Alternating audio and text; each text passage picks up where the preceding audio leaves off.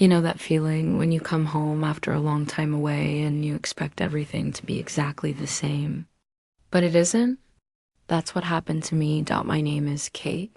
I'm 20 years old, and I was living in New York City for university. I was the kind of person who always planned everything: classes, exams, meetings, life. But one summer, I decided to do something completely different. I booked a ticket without telling anyone. Not my parents. Not my friends. Not even my neighbor, Joe, who I'd known since I was a kid. I just wanted to surprise them. It was one of those impulsive ideas that felt exciting the moment. You thought of it, the kind that makes your heart beat faster and your mind race with possibilities. I arrived at the apartment building late afternoon. The sun was setting, painting the New York skyline in soft gold. I dragged my suitcase up the steps, feeling the familiar ache of homecoming in my chest. The smell of the city hit me: street food, hot pavement, and the faint scent of summer rain. I stopped in front of my door, took a deep breath, and turned the key. Silence. No voices. No laughter. No sound of my mom yelling at my dad for leaving dishes in the sink. The house was quiet, too quiet. I set my suitcase down and called out, "Mom?" "Dad?" Nothing. My excitement started to fade. I felt a small wave of disappointment wash over me. I had imagined them rushing to the door, hugging me like they hadn't seen me in years. But there was nothing, just silence. Then I heard it, a familiar voice from the hallway. "Kate?" I froze. The voice belonged to Joe, my neighbor. He was 22 now, a few years older than me. He lived across the hall with his mother. He was the kind of guy you notice without trying. Tall, athletic, with that easy smile that made people feel comfortable. He opened the door, and when he saw me, his face lit up. "Oh my God. Kate, is that really you?" He stepped forward and hugged me like we were still kids. For a moment, I felt like I was back in high school again. The same old hallways, the same old routines, the same old friendship that had never changed. But something was different. He looked older. More mature, more confident. Like he wasn't the boy I used to play video games with. He was a man now, and I could feel it in the way he stood, the way he spoke, the way he held himself. We pulled away from the hug, and he stepped back, still staring at me like he couldn't believe I was there. "You didn't tell anyone you were coming?" he asked. I shrugged, trying to act casual. I wanted it to be a surprise. Joe smiled, but it was a strange smile. Not happy, not sad, just thoughtful. "Wow," he said. "You really did it." I laughed, but it came out a little shaky. "Yeah, I just missed home." Joe nodded like he understood more than I expected. "Come on, I'll help you carry your stuff inside." We walked into the apartment together, and I felt the strange sensation of being watched by my own memories. Every corner of the place reminded me of something: my childhood, my teenage years, my high school dramas. It all felt like it was still here, waiting for me. Joe helped me bring the suitcase to my room. He looked around and said, "You've got the same posters." I smiled. "Some things don't change." He sat down on my bed and looked at me carefully. "You look different," he said softly. "But you still feel like you're you." I blinked, surprised by the honesty in his words. "You're being weird." He laughed, but it didn't hide the tension in his expression. Okay, he said. "I'm weird, but I'm just saying you seem different." I didn't know how to respond. I felt a sudden rush of emotions I couldn't explain. There was something in Joe's eyes, a kind of curiosity, a kind of admiration that made me uncomfortable and strangely excited at the same time. I shrugged it off. "I've been busy." He nodded slowly. "Yeah." I noticed. There was a silence after that, but it didn't feel awkward. It felt important, like we were both holding on to something we didn't know how to say out loud. Then Joe looked at the door and said, "By the way, my mom and I are heading out tonight. We have a meeting downtown. You'll be okay alone?" I nodded. "Yeah, I'm fine." He hesitated. "Okay," he said. "Just, if you need anything, you know where I am." I smiled and thanked him, but inside I felt a strange flutter. It wasn't just relief.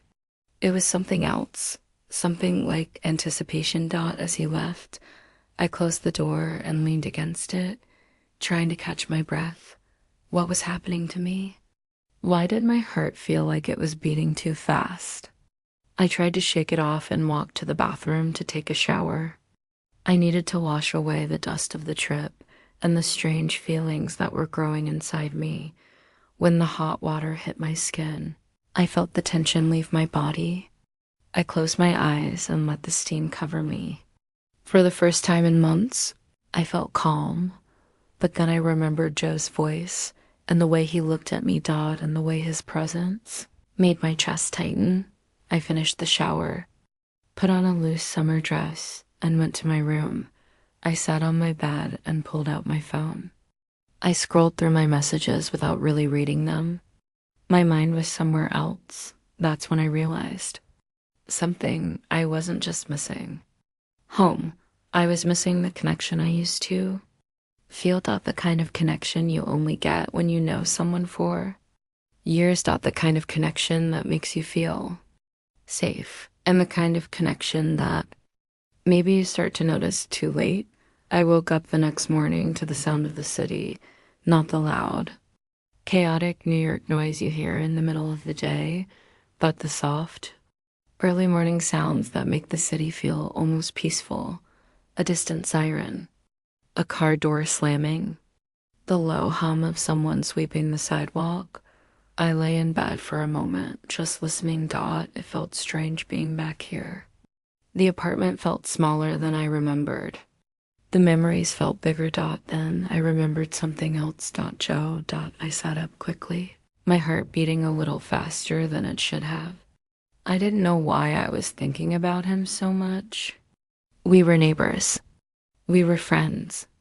That was it, but my mind kept returning to him, like a magnet pulling me back. I got up, dressed, and walked into the kitchen. The table was set with breakfast dishes, and I realized my mom had probably left early. The house was still quiet.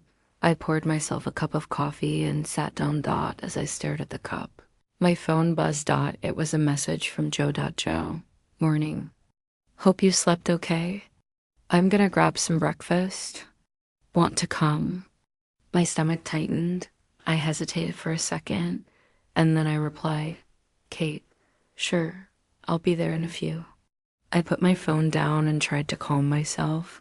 Why was I suddenly nervous to see him? I didn't know, but I felt it, the kind of nervousness that comes before something important. I walked out of the apartment and down the hall. Joe was waiting near the stairs, holding a bag of bagels. He looked like he had just woken up too, his hair messy and his face a little sleepy. When he saw me, he smiled. "Hey," he said. "Hey," I replied, trying to sound casual. We walked down the stairs together and stepped outside into the morning sunlight. The air was warm, and the smell of coffee filled the street. Joe stopped at a small cafe and bought 2 drinks. He handed me one, and our fingers brushed for a second. It was nothing, just a touch, but it felt like electricity. Pulled my hand back quickly, feeling my face heat up. Joe noticed. He smiled, but there was something in his eyes that I couldn't read. "Thanks," I said quietly.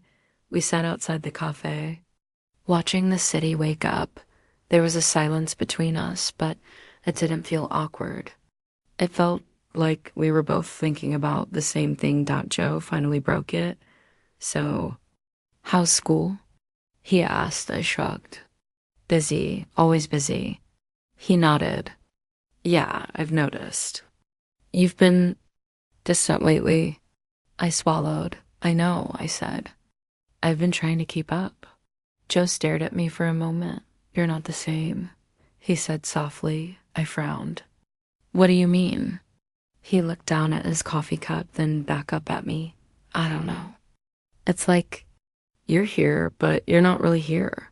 I didn't know what to say, Dot. It was like he was seeing right through me. I'm fine, I said, forcing a smile. Joe didn't look convinced. Kate, you don't have to pretend with me. His words made my chest tighten. I realized then that Joe wasn't just being friendly, he cared. And that scared me, Dot. We finished our coffee in silence.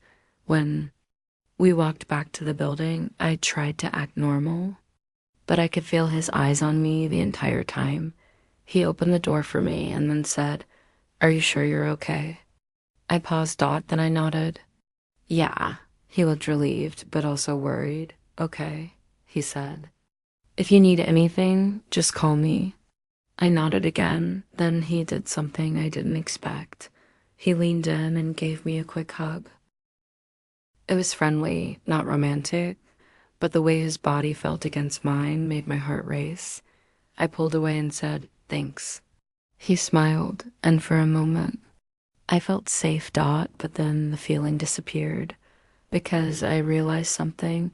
I wasn't just feeling safe, I was feeling something else, Dot, a connection, a pull, a curiosity. I went back into my apartment and tried to distract myself. I tried to clean. I tried to read. I tried to watch TV, but every time I heard a sound outside, I thought it was him. Every time my phone buzzed, I hoped it was him, Dot, and when the day passed without anything happening, I felt a strange emptiness, Dot. It wasn't that I wanted him, Dot. It was that I wanted to feel something, Dot, to feel alive, Dot, to feel connected. Later that evening, my dad came home. He was tired from work, but he seemed happy to see me. He hugged me and asked me about my life. I smiled and answered, but my mind kept drifting back to Joe, Dot. At one point, my dad said, "So, you've been spending time with Joe lately, huh?" I froze. "What do you mean?" I asked. He shrugged. "I saw you two at the cafe. You looked close." My heart started beating fast. I tried to act normal. "Oh, that was nothing," I said. "We're just neighbors." My dad looked at me, then smiled. "Okay," he said. "Just don't forget to enjoy your time here. You don't always have to be so serious." I nodded, but inside I was thinking of Joe. I didn't know why, but I couldn't stop thinking about him. That night, I went to bed early. I tried to sleep, but my mind kept replaying the day. His smile, his eyes, his voice, the way he looked at me like he could see everything I was hiding. And then, right before I fell asleep, I realized something that made my stomach drop. Joe wasn't just a neighbor. He was a mirror. He was showing me what I had been missing, and it terrified me, Dot, because if I allowed myself to feel that connection, I didn't know what would happen next. Dot, the next day felt heavier. I woke up with a strange emptiness inside me, like something had been removed and I didn't know what to fill it with. Tried to tell myself it was just my imagination, that I was overreacting, but every time I saw Joe, my body reacted like I was near something dangerous and exciting at the same time, Dot. It wasn't just attraction, Dot, it was curiosity, and I hated that it was there. That afternoon, I decided to go for a walk. I needed air. I needed to clear my head. The city was buzzing with life. People walking their dogs, kids playing, cars passing, but I felt like I was walking through fog. I walked down the street until I reached the park where I used to come as a child, Dot. It was quiet, peaceful. I sat on a bench and stared at the trees. I closed my eyes and tried to breathe. And then I heard a voice. "Hey." I opened my eyes and saw Joe standing there. He looked different, Dot, not physically, but emotionally, Dot. There was something in his eyes that made me feel like he had been waiting for this moment. He sat down beside me. "Can I sit?" he asked. I nodded, Dot. We sat in silence for a few seconds. Then Joe spoke. "I've been thinking about yesterday," he said quietly, Dot. My heart stopped. "What about it?" I asked. He looked at me, and for the first time, He didn't try to hide his feelings. I've been thinking about us, he said. My chest tightened. What do you mean? I asked, trying to sound calm. Joe looked away for a moment, then back at me. I mean, I felt something, he said. I swallowed. I know you did, I whispered. His eyes searched mine like he was looking for permission. I don't know what it is, he continued, but I know I can't ignore it. My heart was pounding. I didn't know what to say because I felt the same thing, but I didn't want to admit it. Not out loud. Not to him, not to myself. Joe reached out and gently touched my hand. The contact made me shiver. I'm not trying to make things weird, he said softly. I needed to say it. I looked down at her hands. My fingers were trembling. What are we supposed to do? I asked. Joe's face grew serious. I don't know, he admitted. He paused. Then he said something that made my breath catch. But I know one thing. I looked at him. What? Joe took a deep breath. I know I don't want to lose you. My heart melted. I didn't know how to respond. I felt like the world was spinning. He was saying the words I had been afraid to hear, the words I had been dreaming of, but I also knew it was wrong. Because he was my neighbor, he was my friend, and we had a line we weren't supposed to cross. But the truth was, we already had. The moment we touched. The moment we shared that intense hug, the moment he looked at me like he could see my soul, I felt my eyes fill with tears. I tried to blink them away, but they came anyway. Joe looked at me with worry. Hey, he said, are you okay? I nodded, but I couldn't speak. My heart was too full. I didn't know how to explain what I was feeling. I didn't know how to say that. I was scared, that I was ashamed, that I was also excited. Joe squeezed my hand.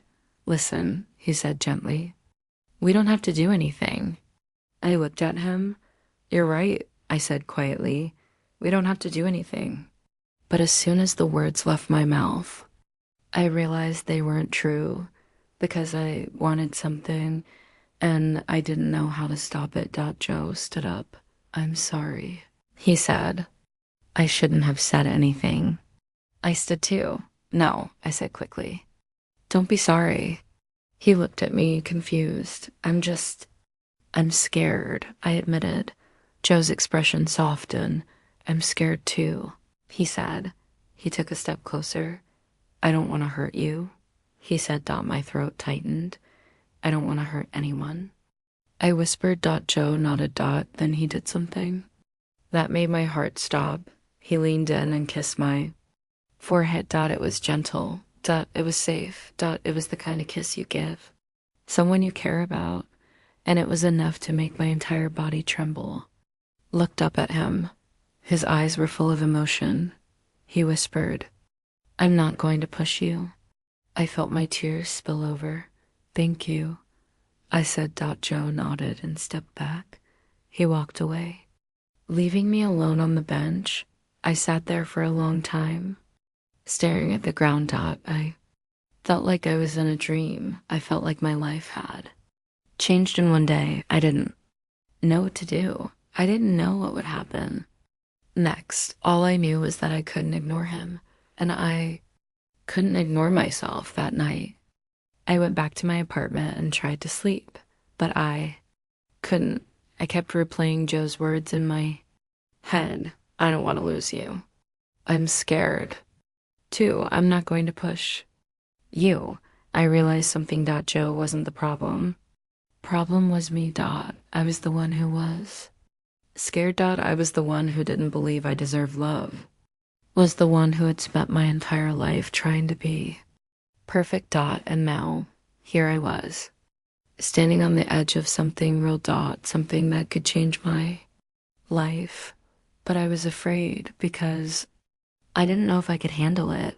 I didn't know if I could be brave enough to let myself feel, and I didn't know if I could trust him. That night, I couldn't sleep. I kept thinking about Joe. Not just the kiss, but the way he looked at me. The way he spoke. way he made me feel seen, Dot. It wasn't just attraction, Dot, it was recognition. I finally understood what he meant when he said he didn't want to lose me. He wasn't talking about the physical, was talking about the connection, the bond, feeling of being understood. I got up and walked to the window, outside. The city lights flickered like tiny stars. I stared at them and felt something shift inside me. I realized I had been living my life like I was waiting for someone to save me. I was waiting for someone to make me feel complete. But the truth was, I had been the one standing in my own way. I had been the one who didn't believe I deserved love. I had been the one who didn't trust myself, and that needed to change. The next morning, I called my best friend from university. Her name was Maya, and she always had a way of making things feel simple. "Hey," she said when I answered. "Maya," I said, "I need you." She laughed softly. "Of course. What's wrong?" I took a deep breath. "It's complicated." I said, "Dot." She was quiet for a second. "Talk to me," she said. I told her everything, Dot, not the details, not the things I couldn't say out loud, but the truth. I told her how I'd been feeling alone, how I'd been missing something, how I had started noticing Joe, Dot, how he had said he didn't want to lose me, Dot, and how I was scared. Maya listened, Dot, and then she said something that changed everything. "Kate," she said, "you're not a bad person." I frowned. "I don't feel like a good person." Maya's voice was calm. "You're not doing anything wrong," she said. "You're just human." I swallowed. Maya continued, "You've been through so much. You've been surviving. You deserve to feel alive." I stared at the phone. Her words hit me like a wave. "I'm not trying to justify anything," she said. "I'm just saying you need to stop punishing yourself." I felt tears fill my eyes. "I don't know how to stop," I whispered. Maya's voice softened. "You start by being honest," she said. "With yourself, with Joe, with your family, and with the truth." The truth. That was the word that made me feel both terrified and relieved. I hung up and sat in silence for a long time. Then I made a decision. I was going to talk to Joe. Not because I wanted to lose control, not because I wanted to cause chaos, but because I wanted honesty. I wanted to know what he felt, and I wanted him to know what I felt. That afternoon, I went to his apartment. My heart was pounding. My hands were shaking. I knocked on the door. Joe opened it. Surprised. "Hey," he said. "Hi," I replied. He looked at me and stepped aside. "Come in," he said. I walked inside. His apartment was simple, clean, quiet. It felt safe. He sat down on the couch. I sat across from him. There was a silence. Then I said, "We need to talk." Joe nodded. "I know," he said. I took a deep breath. "Joe," I began, "I can't stop thinking about you." He stared at me. "I can't stop thinking about you either," he admitted. My heart raced. "But I'm scared." I said. Joe leaned forward. "I'm scared too," he said. I looked at him. "Do you think what happened was wrong?" I asked. Joe hesitated. Then he shook his head. "No," he said. "I don't think it was wrong. I think it was real." My eyes widened. "You do?" I whispered. Joe nodded. "I've been trying to ignore it," he said. "But I can't. You make me feel calm, like I can be myself." My throat tightened. "I feel the same way." I said. Joe stood up and walked toward me. He stopped a few steps away. "I don't want to hurt you," he said. "And I don't want to hurt your family." I nodded. "I know," I said. Joe continued. "I want to be honest with you. I want to be respectful. But I also want you to know that I care about you." I felt my eyes fill with tears. "Joe," I whispered, "I care about you too." He smiled. Then he did something that surprised me. He reached into his pocket and pulled out a small piece of paper. He handed it to me. What is this? I asked that Joe look down. It's a letter, he said. I wrote it last night. I opened it. Inside, the letter read, Kate, I don't know what the future holds, but I know I don't want to pretend anymore. I don't want to live a life where I'm always hiding my feelings. Don't want to be the kind of person who lets someone walk away because they're afraid. If you want to take a chance on us, I'm here. If you don't, I understand, but I needed you to know the truth. I looked up at him. My heart was pounding. Didn't know what to say because I knew the truth. Knew what I wanted, but I was still scared. Joe took a step closer. I'm not asking for a promise, he said. I'm not asking you to choose me today. He paused. I'm asking you to be honest with yourself. I looked down at the letter. Then I looked up and I said the words I had been afraid to say. I'm scared. I whispered. Joe nodded. I know, he said. I continued. But I don't want to live in fear anymore. Joe smiled. He reached out and took my hand. We stood there in silence for a moment. Then he said, Okay, okay. I asked, Okay, he repeated. We take it slow. We take it honestly. We take it with respect. I nodded. And we don't rush anything, he added. I felt a wave of relief. Okay. I said. Joe smiled and leaned in. He kissed my hand. It wasn't romantic. It was gentle. It was respectful. And it was real. We sat together for a long time, holding hands. And for the first time in my life, I felt like I was not alone. I felt like I was finally allowed to be myself. Not perfect. Not perfect at all. Just real. A few days later, I talked to my parents. I didn't tell them everything, but I told them the truth. I told them I was struggling. I told them I needed time. I told them I needed space, and they listened. They didn't judge. They didn't criticize. They just held me and said, We love you. That was the moment I realized something.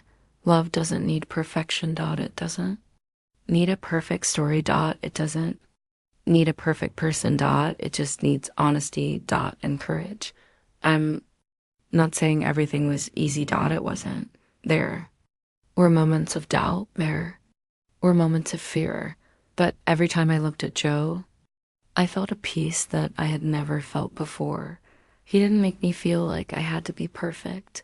He made me feel like I could be myself. And that was the most beautiful thing I had ever experienced.